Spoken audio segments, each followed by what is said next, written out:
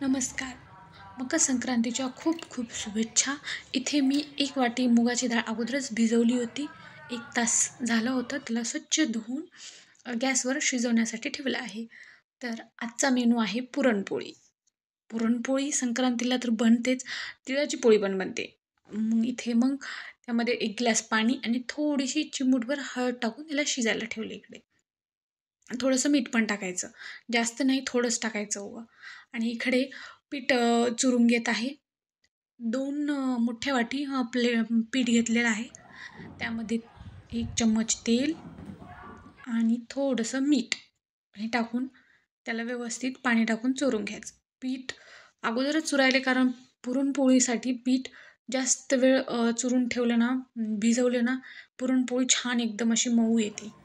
इथं झालेलं आहे माझं पीठ चुरून. थोडंसं तेल लावून त्याला वरून आणखी चुरून घेतले आहे. आणि इकडे चेक करत होते डाळ शिजली का. डाळ अशी छान मऊ झाली होती. त्याच्यातलं पाणी काढून घेत आहे. पाणी हे फेकून द्यायचं नाही. आपण ह्या पाण्यानेच कढी बनवणार आहोत. जेवढी डाळ होती तेवढीच साखर टाकली आहे मी ह्या पुरणामध्ये. आणि त्याला छान असं शिजवून घेतले. त्यामध्ये विलायची पावडर आणि जायफळ नक्की टाका. ह्याच्याने चव खूप छान लागते.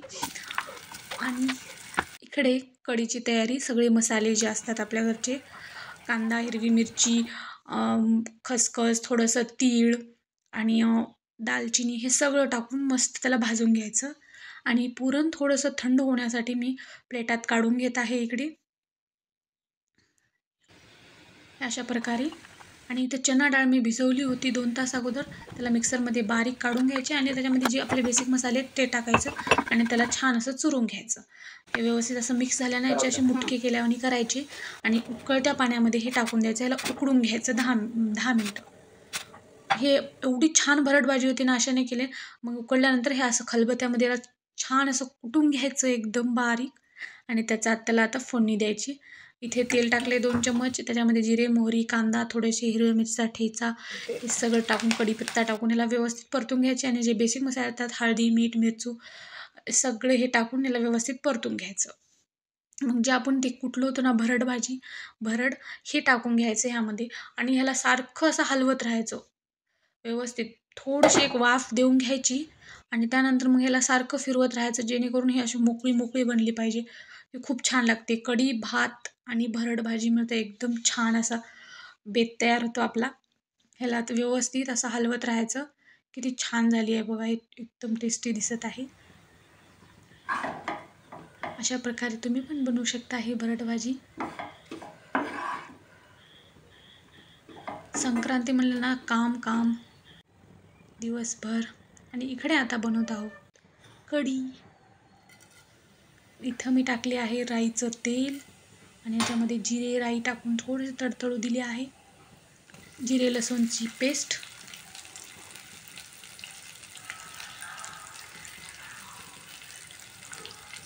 कढीपत्ता थोडासा, त्याला छानसं परतून घ्यायचं थोड्या वेळ. त्यानंतर जे आपण मसाले भाजून घेतले होते त्या मिक्सरमधून काढून घेतले आहेत. त्यामध्ये लाल तिखट, धनिया पावडर, हळदी थोडीशी, चवीप्रमाणे मीठ हे सगळं टाकून घेतलं आहे. आणि जे मसाला मिक्सरमधून काढला आहे ते इथं मी 3 चम्मच टाकत आहे मसाला. छान असं भरपूर एवढी छान कढी बनते ना असा मसाला केला ना. आणि ह्याला व्यवस्थित परतून घ्यायचं. आणि ह्यामध्ये चिंचेचं पाणी घालायचं. मी चिंच भिजवली होती अगोदरच. त्याचं पाणी टाकलं ना, आंबट गोड एकदम छान असं लागतं कढी. त्यामध्ये ते चिंचेचं पाणी टाकून एक उकळी येऊ द्यायची. त्याला छानसं परतून घेऊन किती छान कलर आला. आणि ह्यामध्ये जे आपण डाळीवरचं पाणी काढलं होतं ना पुरणाच्या, ते पाणी ह्यामध्ये टाकायचं. ह्याच्यानं टेस्ट अलगच असते. म्हणजे छान लागते एकदम कढी, टेस्टी लागते. थोडंसं वरून पाणी टाकले आणि ह्याला 1-2 उकळी येऊ द्यायची आणि आपली इथं कढी रेडी आहे. एकदम टेस्टी अशी बनते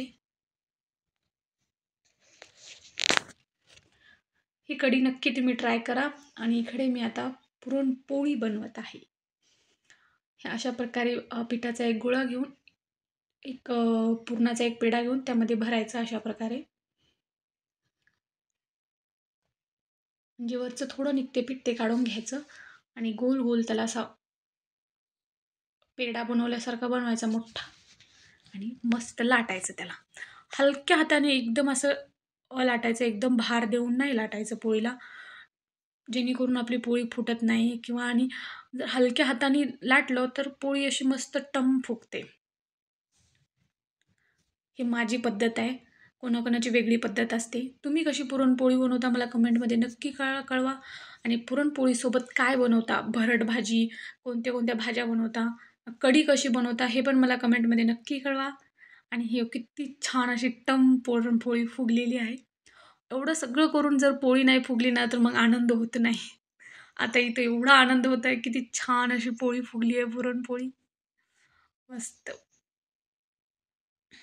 कमेंटमध्ये नक्की कळवा, माझी पुरणपोळी तुम्हाला आवडली का नाही?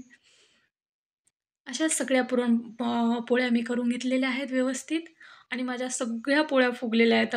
खूप आनंद झाला मला आणि मला कमेंटमध्ये तुम्ही नक्की कळवा, की कढी तुम्ही कशाप्रकारे बनवता? ही अशीच पद्धत आहे का वेगळी आहे? हे बघा, किती छान अशा माझ्या पुरणपोळ्या एकदम छान झाल्या होत्या. मस्त मऊ अशा लुसलुशीत आणि असं छान झाल्या होत्या. वाह! वाह! वाह! मस्त. हे बघा किती छान झाल्या आहेत पोळ्या. इथे माझं सगळं आवरून झालं होतं. माझी देवपूजा पण झाली होती आणि सगळी पूजा वगैरे व्यवस्थित करून देवाला नैवेद्य वगैरे पण दाखवून घेतले होते. आता इथं फक्त जेवायची वाट बघत होते. सगळं झाल्यानंतर मग इथे सगळं रेडी करून ठेवले आहे मी आणि आता घेत आहे ताट मांडून. जेवणाचा टाईम झाला आहे. थोड्या वेळाने मग बायका पण येतात हळदी-कुंकाला हळदी-कुंकाला किंवा तिळगुळ द्यायला लेकरं पण येतात. त्यासाठी जेवून आपण बसलं ना तर छान एकदम मी व्यवस्थित असं ताट मांडून घेत आहे. इथं कढी टाकली आहे आणि हे भरड भाजी, ह्याला भरडा पण म्हणतात, भरड भाजी आमच्याकडे भरड भाजी म्हणतात आणि भात, राईस आणि पोळीसोबत खाण्यासाठी दूध आणि पोळी आणि इथं पापड. एवढं सगळं राहून पापड नाही म्हणलं ना, तर मग जेवण्यासाठी मज्जाच येत नाही. तुम्हाला जर ही सगळी रेसिपी माझी आवडली असेल, तर चॅनलला नक्की सबस्क्राईब करा.